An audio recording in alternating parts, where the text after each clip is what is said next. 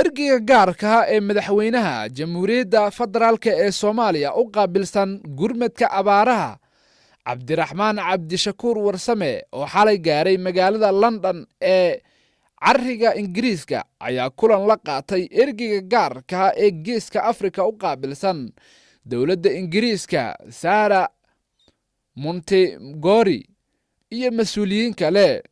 kulanka waxaa qayb ka ahaa xogayaha joogtada ah ee horumarinta gargaarka bini'aadanimada Nick Daye, madaxa Afrika ee wasaaradda arrimaha dibadda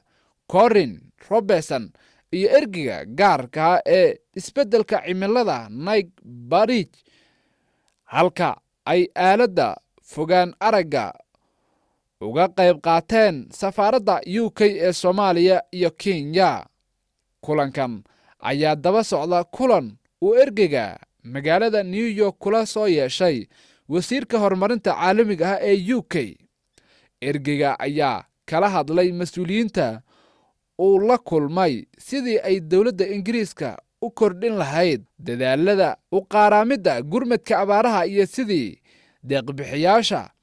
ugu soo jeedin lahayd in wadajir looga hortago macluulka daran ee ka jira Soomaaliya. sidoo kale ergeyga wuxuu la wadaagay UK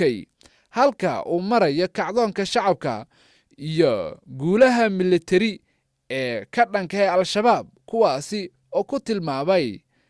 in ay iftiin hordhac u ah tahay xasiloonida amni ee Soomaaliya, isagoo ka codsaday dowladda Ingiriiska in ay indhaha caalamka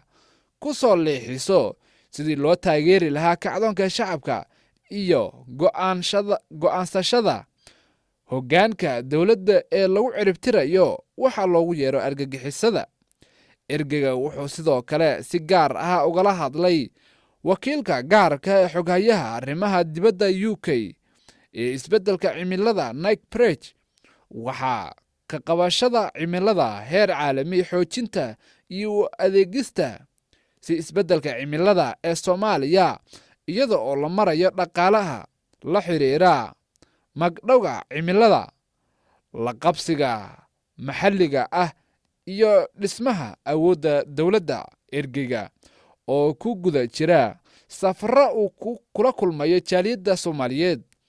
ee ku dhaqan dalka dibadda